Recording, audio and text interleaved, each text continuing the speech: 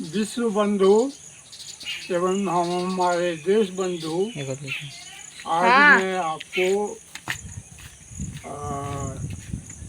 शरीर के बाद में वाणी के संबंध में, वाणी मतलब बोली, मुंह बोली शब्द के संबंध में, जिसका संबंध हमारे शरीर से भी है और जिंदगी से भी है। तो वाणी के संबंध में बोलने के पहले मैं आपको ये बतला रहा हूँ कि हमारा जो श्रोता होगा, जो सुन रहा है, अभी लगभग 400-500 नया श्रोता हर रोज सुनता है वीडियो को, हमारा वीडियो को देख रहे हैं। डाटा वो कुछ भी दे, यूट्यूब से मैं नहीं मानता स्टूडियो का क्या डाटा कब क्या है, लेकिन व्यू गिन के मैं पता करता हूँ कि रोज 400 से 500 तक लोग सुनता है नया श्रोता सब। तो मैं ये कह रहा हूँ कि आप जो है 3 रस उत्पन्न होता है वाणी से भी। एक होता है भगवत रस, दूसरा होता है वाणी से विषय रस, राज रस, राजभोग। तीसरा रस उत्पन्न होता है पामर रस, तामसी रस जिसको कहते हैं। तो जिस रस का स्वाद जिसको मिलना चखने वाला है श्रोता, वो उसी रस से मैंने श्रोता बन के आएगा।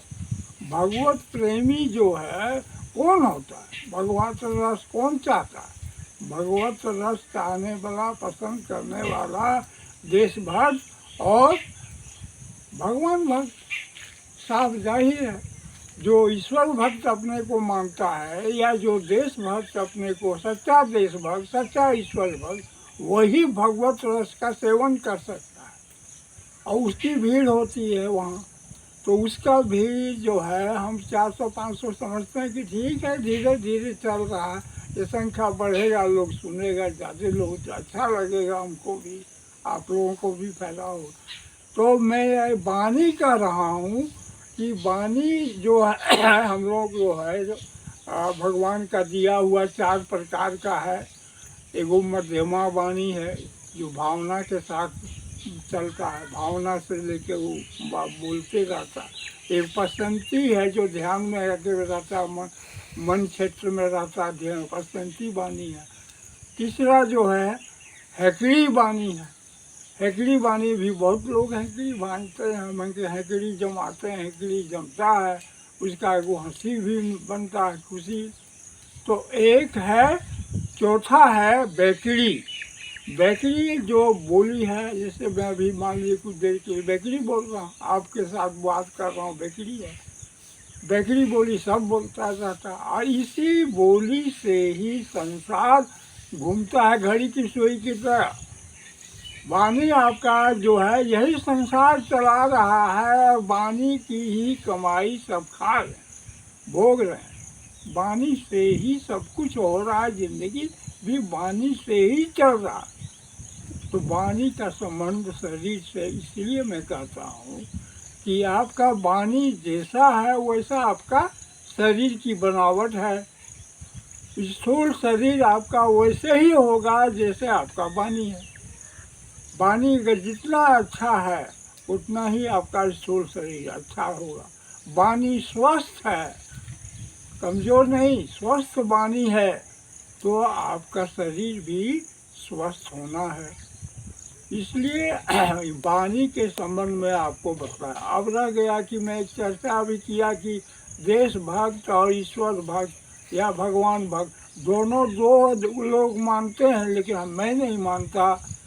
मैं दोनों को एक ही मानता हूँ। जो सच्चा देशभक्त है वही सच्चा ईश्वर भक्त है, और जो सच्चा ईश्वर भक्त है वही देशभक्त। उदाहरण के लिए प्रहलाद को लीजिए। प्रहलाद तो भगवान पा गए, विष्णु भगवान को पा गए, हिरण्यकश्यप उनके पिता के मरने के बाद में भगवान पा गए। अब तो प्रहलाद को स्वर्ग में रहना चाहिए, भगवान जहाँ है वहाँ रहना चाहिए। लेकिन नहीं, भगवान ने कहा कि प्रहलाद को आदेश दिए कि तुम इस राजपाट को संभालो या इस देश को संभालो, जिस देश का राजा तुम्हारे पिता थे उस देश को संभालो। प्रहलाद को कहाँ स्वर्ग लेके गए विष्णु भगवान? विष्णु भगवान तो साक्षात मिल गया। भगवान मिलने के बाद भी इसलिए कहता हूँ कि वो भगवान भक्त कहलाता है प्रहलाद, सो नहीं, देशभक्त भी प्रहलादे है। प्रहलाद ही वही देशभक्ति का परिचय दिया है, पूरा राजपाट संभाला है, उनका जनरेशन भी अभी तक है। अरे तो प्रहलाद को जो है, जो देशभक्त भी वही सच्चा कहलाएगा जो सच्चा भगवान भक्त है। विष्णु प्राप्त प्रहलाद भी देशभक्त है, राम प्राप्त विभीषण भी देशभक्त है, सुग्रीव जो है, राम प्राप्त सुग्रीव भी देशभक्त है। तो देशभक्त और राष्ट्रभक्त कहिए, देशभक्त कहिए और ईश्वर भक्त कहिए, एक ही है। आप नवयुवक हमारे जितने भी हैं अभी सब तो लगे हैं, अभी तो व्यवहारिक ज़िंदगी में प्रवेश नहीं किए, न शादी हुई है और न नौकरी चाकरी बिजनेस धंधा रोजगार में फंसे हैं, माता पिता पर चल रहा। तो ऐसे अवस्था में जो है ये लोग अभी देशभक्त अगर भी है तो सच्चे देशभक्त है। पता नहीं आगे क्या होगा, हम तो आशीर्वाद देते हैं कि सच्चा देशभक्त हमेशा रहो, नवयुवक सच्चा ईश्वर भक्त हमेशा रहो। देशभक्त कहेगा कि ना हम देशभक्त हैं, ईश्वर रहो, बेवकूफ। देशभक्त ही ईश्वर भक्त है और ईश्वर भक्त ही देशभक्त है। ईश्वर भक्त होकर क्या करेगा? स्वर्ग चलाएगा, देश चलाना है, देश विश्व यही सब भी चलाना। इसके बाद में अंत समय में जाके ईश्वर में बैठ जाना है बगल में जाके।